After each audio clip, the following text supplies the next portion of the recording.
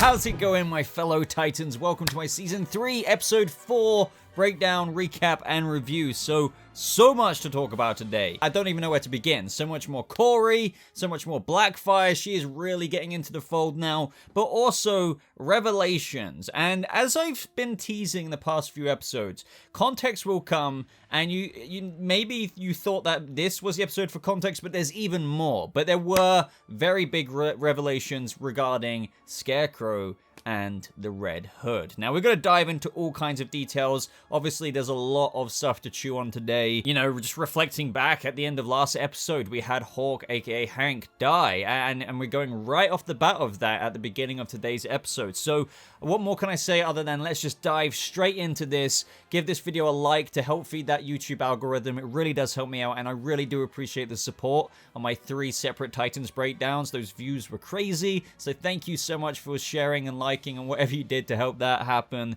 And of course, if you are brand new here and you've only found the channel recently, make sure you do subscribe for up-to-date Titans news and breakdowns just like this. So, right at the beginning of the episode, we got that little scene, which obviously we know all the context now, but at the beginning, of course, it's like, wait, what? Red Hood is putting a hit out on Scarecrow? Why is that? What is going on there? Is it because he's helping Nightwing profile Jason too much? Then not that obviously Nightwing needed the identity anymore, because he and the Titans know that the Red Hood is Jason Todd. But initially, at least, before we get that context later on with what Dick Grayson figured out, that it looks like Red Hood is indeed trying to kill Scarecrow. A very intriguing start to the episode, but then it picks up with the aftermath of the death of Hank. Now, I felt really bad for Joshua Orpin's Superboy here. I thought he did a stellar job, and I really like, actually, how he was projecting his insecurities in this scene to Beast Boy, because, you know, Beast Boy was like, stop cleaning, you've been cleaning for hours. I bet he was super speed cleaning everything, and all the blood and gulch off those walls.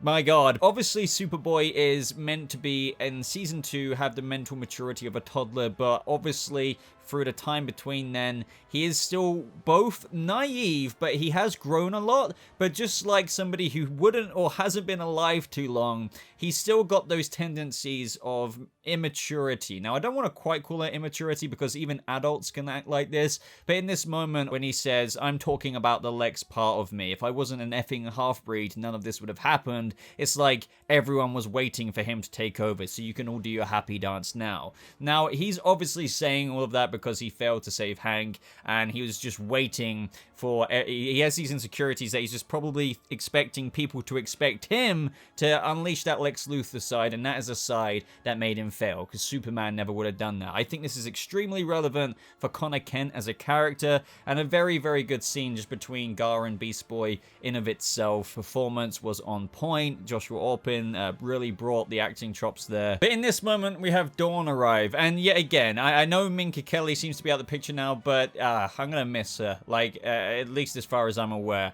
You know, in this moment where she was saying she pulled that trigger, it wasn't on Superboy, and then you have that naivety kind of perspective, but we're Titans, it's our job to save him. That's the thing that hits me. And obviously it cuts to that scene where Dove is leaving to go to Paris now. She's got to hold up in her family's place, see what the world is like without Dove. Obviously this is a way to segue her out the show. I mean, as far as I'm aware, it just at least feels like to me, and I even speculated this before I saw the episodes, that I thought, you know, Dove was going to die and that would be a way for Hank to go out. It just turned out to be the flip situation. Hank died, and then Hawk and Dove as a duo, you know, Dove went to go deal with, you know, the events of what just happened. So as far as I'm aware, we may see Dawn pop up again as like a recurring role, or maybe even again later this season. I actually have no idea in regards to that, but, you know, I wouldn't expect to see her as a series regular in Titans if we get Season 4 and stuff. One line that I'm really happy that they put in this particular scene is that they're still kind of saying probably what some of the fans are thinking right now, and how they say Jason has to be stopped, but Dawn says it's how he stopped that matters. But then Dick says, not with Hank dead. Deathstroke damaged us all, but none of us turned into a killer. Exactly. How, and a lot of you are saying in my episode 3 breakdown, how can Jason come back from this? You know, we were all damaged by Deathstroke, but none of us turned into this, so there is more to it. More than even what was revealed in this episode with Scarecrow, which is definitely, with some of those lines of how he says, I just rebuilt him and stuff. That's one way to look at it, but there is even more, which, I can't wait to see your guys' thoughts on that. But I'm glad that the show is also probably trying to get into the mind of some of the fans at this point with, fair enough, you've done Red Hood, fair enough, it's like this, but like the events of season 2 don't necessarily justify that. So what else is there, Titans? The next scene, though, was Barbara checking in on Dick, making sure that he was okay. She also informs him that Red Hood put a hit out on Jonathan Crane in Arkham this morning. And as a result of this, he is being moved from Arkham to Blackgate. But that was kind of all a part of the plan. But for now, since we're going to get onto that Beast Boy scene, I'm going to try and really just stick cohesively to the Corey scenes from now on. Normally I do dart in the episode order of when they show scenes, but with this particular Blackfire story, with how they find her, I want to keep it to one small dose before we move on to the next thing, because that is very much so Scarecrow, Red Hood, Revelation stuff, so I feel like I need to split it. So going forward, we have Corey blast him, and it sets fire to Gar's jumper. Turns out to be yet another kind of hijacking. Finally, in this episode, we know that is Blackfire using her telepathic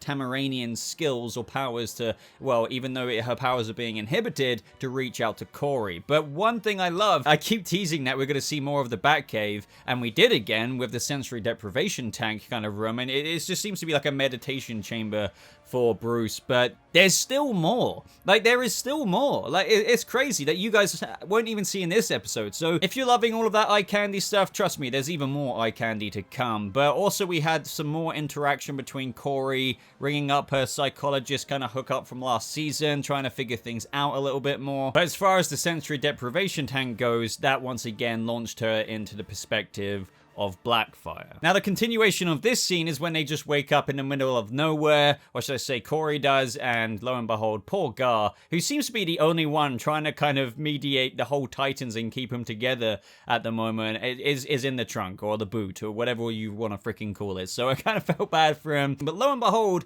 it turns out that through Blackfire's connection, it brought her to the precise location of where she's being held. Now, they went down there, and then you had that one guy who was working there who's an absolutely huge fan of the Titans, because I guess he's just been watching them on the San Francisco news or something. Clearly, as we've already established in this show, Titans made a very big name for themselves in San Francisco over the past 3 months. This is what I mean, where it felt like they had different ideas at the end of season 2, but when they were like, season 3, okay, people are clearly, some people love this show, but there's a lot of mixed opinions about it, so let's get our shit together. And that's what it felt like they did. So what I'm trying to say is here we see the explanation of, well, Blackfire was a hostile, so we shut her down and whatnot, but there's no context to what happened. So I feel like at the end of season 2, when, we saw Blackfire take over that woman's body and become the casting she was for this show, it felt like maybe they were going to go a different route, but in between, and okay, let's just take her down somehow. We don't know exactly how it happened, and oh, she's here. In the meantime, all of her powers are being completely shut down through that kind of infrared light, but she still had enough sensory perception to psychically communicate with Starfire. And this is where we got that big exchange between Starfire and Blackfire, and I thought it was a really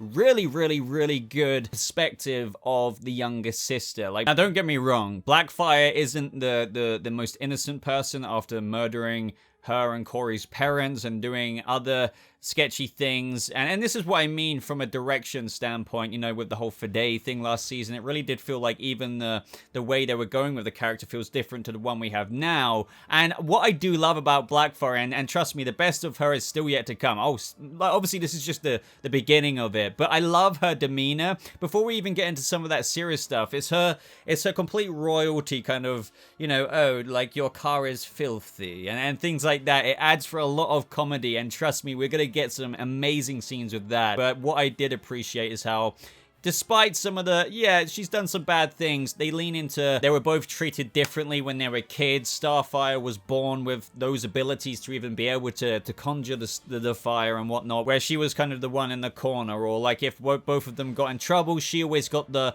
harsher punishment, and oh, like Corey is the princess of Tamaran and everything. So you get a little bit of a understanding into the way Blackfire has seen everything thus far between her and the family and the Tamaranian royalty. It's always been like she's been the one left out in the lurch, and that over years and years and years would lead up to kind of this pent-up angst and also this kind of feeling of wanting to have a sister who stood up for her during those times. Now, Corey is initially quite standoffish to this, but I like how you can clearly see some cogs are turning, and it's like, well, maybe despite everything she's done, maybe she does have a little bit of a point. This eventually gets into a little bit of a badass sister fight, and they kind of hash it out that way. That has probably been a long time coming, and it kind of all ends in that delivery from Damaris Lewis. And by the way, I love her as Blackfire. I know I keep going on about it, but it gets even better than this. Like, she is really, really good, and the chemistry she has, not only with her sister and all the other Titans, is perfect, but when she says, you know, I deserve a sister who would fight for me, everything I ever did is because I never had that. I am who I am because of you. That is obviously the straw that broke the camel's back for Corey to kind of go back in there and get her sister. And that is exactly what happened. They were going to leave. She goes back. She grabs Blackfire. The guy who was there was like, but Blackfire belongs to the US government. Corey threatens to burn off his dick. And that, you know, that's how it goes. I know a lot of people probably thought that we would be getting a lot more of Blackfire from the get-go, because way before season 3 even proper started production, we were hearing rumors that Blackfire could be the big antagonist. But really, Greg Walker wasn't joking at DC Fandom when he said that Blackfire has a room at Wayne Manor. Like, you know, that she's kind of coming into the fold, and you can tell it's all going to be about this reconciliation between Corey and her sister, and just kind of smoothing those creases out, ironing the creases out over time, and that proves for a lot of fun and you know, just drama between those two characters. That is a journey, and from what I've seen just in a like updated non-spoiler review, if you guys enjoyed the vibe of this episode, you are just gonna love the Corey and Blackfire content from here on out. Also, notice how Beast Boy was picking up her kind of wrist guards that into a little bag, so it seems that in between the ending of season 2 and 3 she developed some Tamaranian armor on Earth or something. I don't know, this is what I mean. There's kind of weird gaps and stuff and whatnot, but regardless, I cannot wait to see the actual Blackfire armor come, because even between Starfire's suit and Blackfire's, I personally prefer the Blackfire suit. I think it just looks absolutely incredible. But now we've talked about the Blackfire portion to this episode, let's now talk about the Scarecrow stuff, the Dick Grayson stuff, the Red Hood versus Nightwing, the revelation of Red Hood being Scarecrow's protege, which is, you know, Scarecrow, he knows everything. There's so much to talk about. This is all kinds of bad. It really is. I have so many thoughts on it. We even get a little comment about Jericho and stuff. So yeah, a lot to digest. So initially this starts with Crane being transported to Blackgate. Now, obviously with Red Hood being there with his rifle after Dick Grayson had initially broke him out, you can tell that obviously, as to the first scene of this episode, this was all a plan by Red Hood to get his mentor, if you will, out. But Dick Grayson just got there first. Now, I'm not a massive fan, believe it or not, of Dick Grayson taking out those Arkham security guards. Now, I don't know what it is. I believe it in a sense, like, okay, he just wanted to get to Crane, but like the way they kind of handled it with when Barbara was talking to that representative for the government or whoever was who handles the transport between Arkham and Blackgate, it just feels kind of off. Like, on top of a guy who's broken out of prison and stuff, which, you know, okay, look, I can almost put that behind me. Let's forget about that soft reboot and all that. But now you have a guy who's just broken out of prison. Okay, I was meant to forget about that, but still, who's now assaulted literal guards who are doing a prison transport. That's not, you know, and then you have Barbara trying to say that to the guy, saying, you know, giving some kind of explanation. He's like, look, because of, you know, your father. And I like this. This is one thing I will give to it with some comic book logic, but I am also a guy who says I don't like doing the writer's work for them, because then it is kind of like reaching for answers that just weren't provided in a show, which I do, you know, if I say that about one show, I have to say about all of them. So I'm only fair as fair as I can be on any show. And with Titans here, with that explanation where the guy said to Barbara, look, you know, considering, you know, who your father is, and you took a job nobody else would do. You have until midnight to fix this. Plus, this is Gotham. I can't imagine a guy like that with Barbara in Gotham. I mean, for crying out loud, look how corrupt Gotham is. That's what the Batman movie is getting into. Like, there are no good cops kind of thing, and the Gotham PD spin-off show. So with this situation, there is a part of me, especially in the comic book panels, where I feel like Grayson could get away with that, especially with Commish Barbara, you know, talking to that guy. Is Gotham, maybe they kind of would let someone get away with that. However, I think the way they just handled it, it just felt a bit brushed over for a guy who's meant to be a wanted guy, now has assaulted literal prison security guards, Arkham security guards in the prison transport kind of thing, and now he's gone AWOL.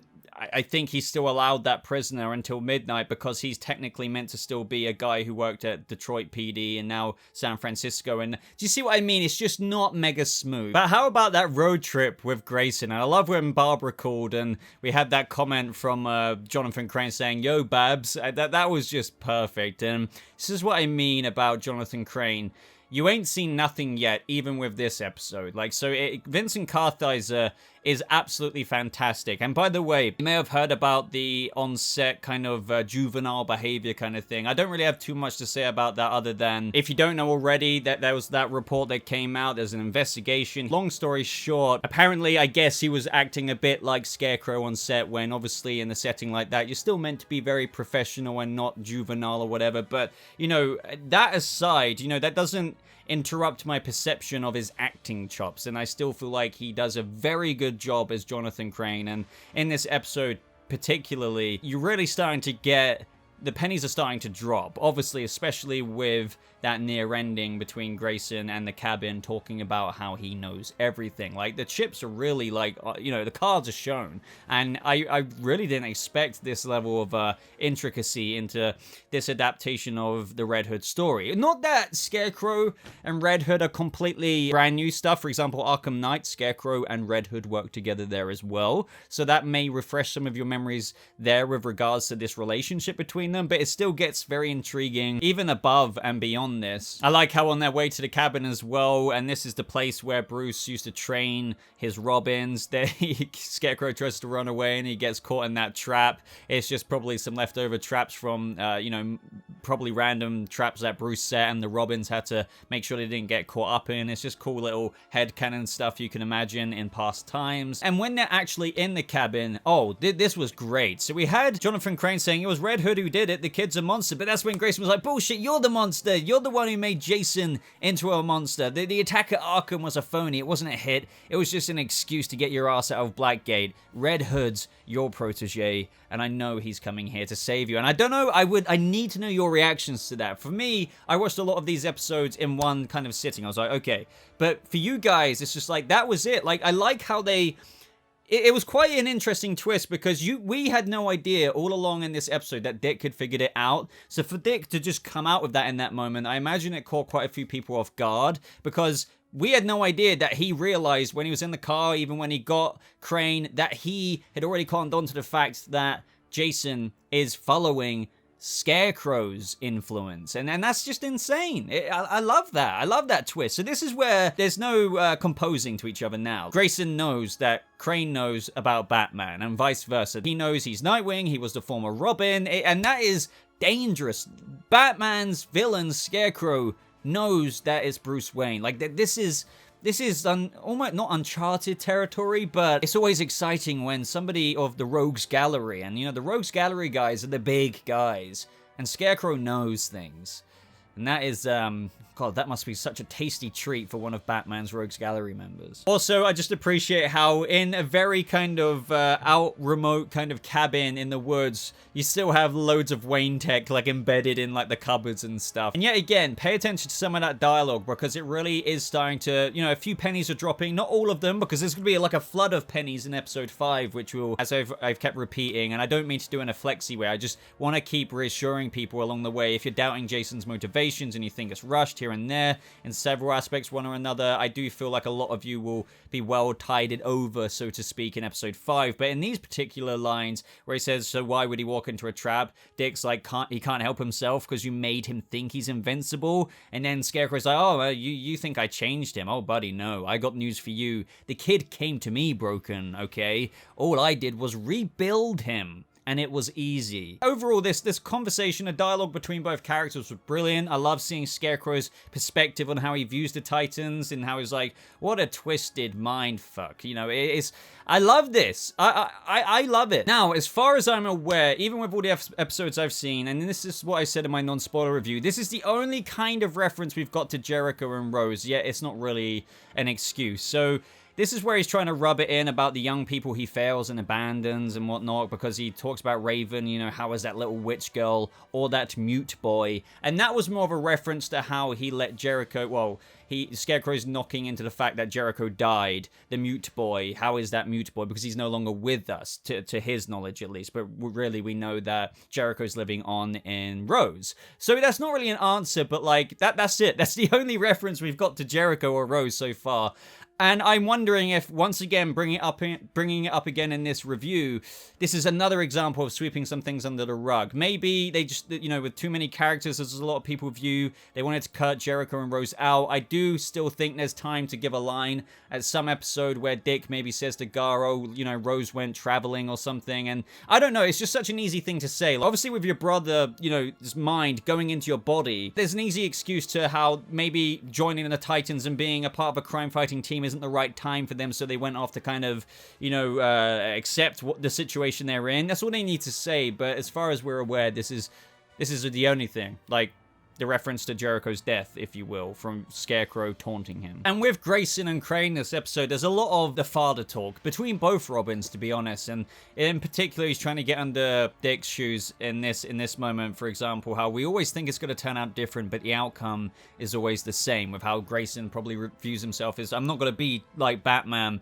but you know, they're getting at how he is. And that kind of goes into that line from Red Hood later, and how you're just like the old man, a copy. Everything you ever did is because of him. And, you know, that's what they're trying to lean into with how Dick maybe takes after Bruce or whatever, but obviously they are still quite different. This was all around the time of the commentary from Crane saying Bruce was a psychopath. He was using fear to control everyone, including his sons. He did it to Jason, he did it to you. And I do love that quote from Dick about what Bruce said, with how Bruce says, fear reveals your weakness and it gives you a chance to make it your strength, which is very, very true, which is exactly what he did with Batman. But yet again, it's kind of that darker light being painted onto Batman and how certain people's perspectives, namely one being Barbara, I'm saying is kind of no different to the source material yet again, but if you shine that light on the newbie little comic panels of Batman taking a Robin out to Gotham, it shows, oh, in the real light, that's quite messed up in a way. He's using a kid to fight crime. Oh, which kid did he recruit?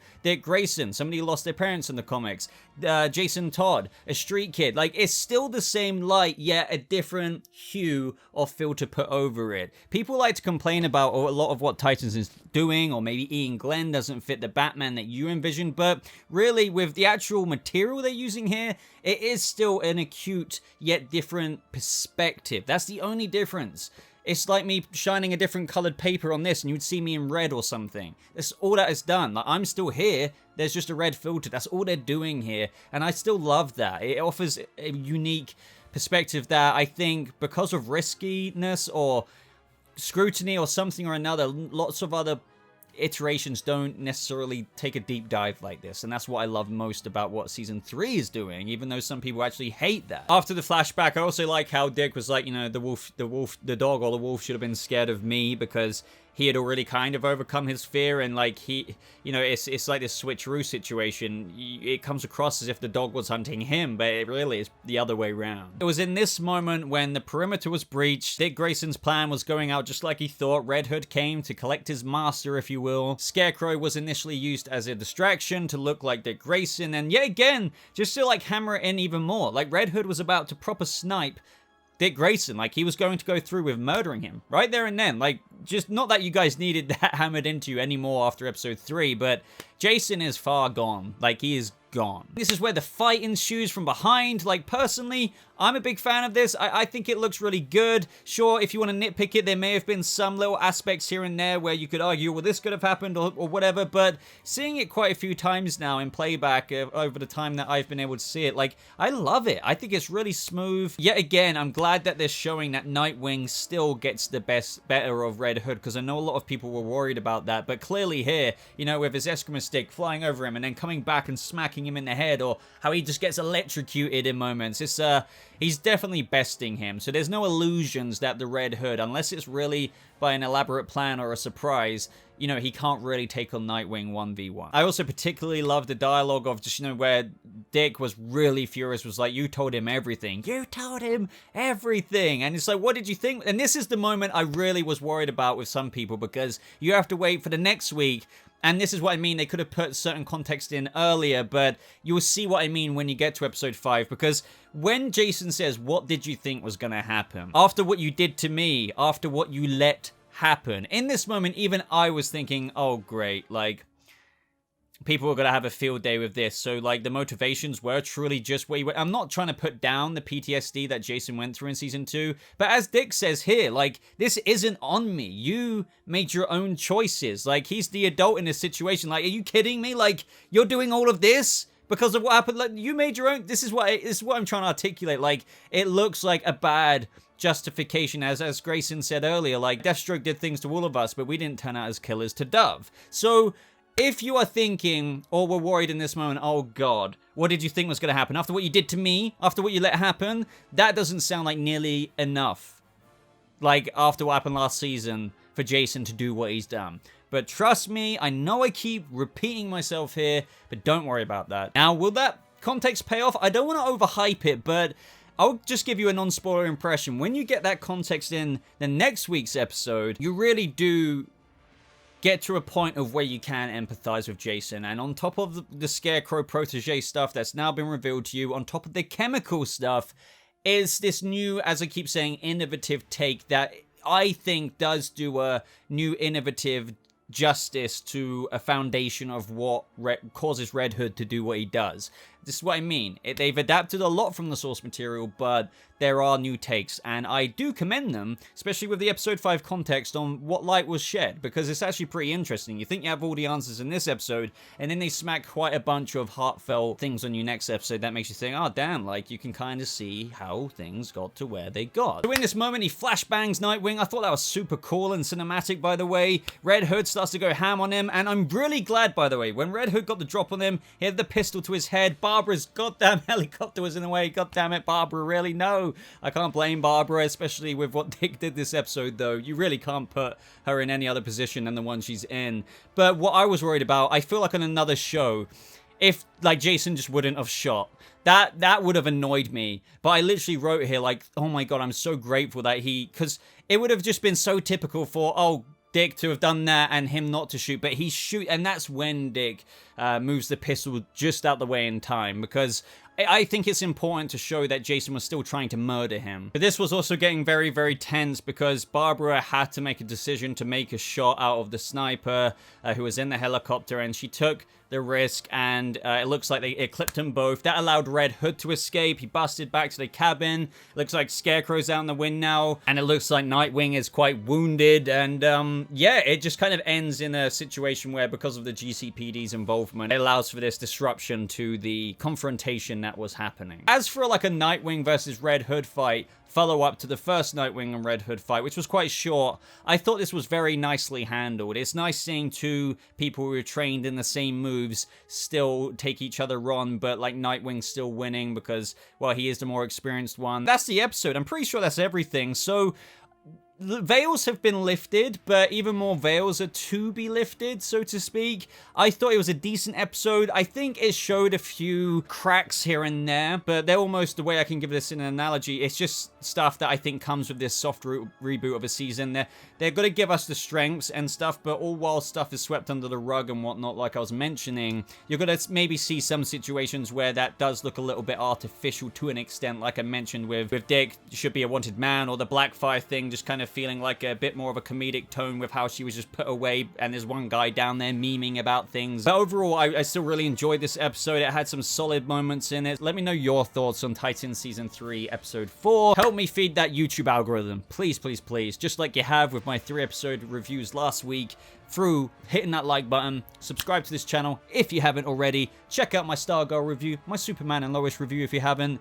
Other than that, you want to stay more up to date with me, click the top pin comment, click the show more. Follow me on Twitter, which is my most active social media. I also have a Discord server where you can talk about Titans with me personally in the Titans channel, the Spoilers channel. We've got a bunch of channels in my server.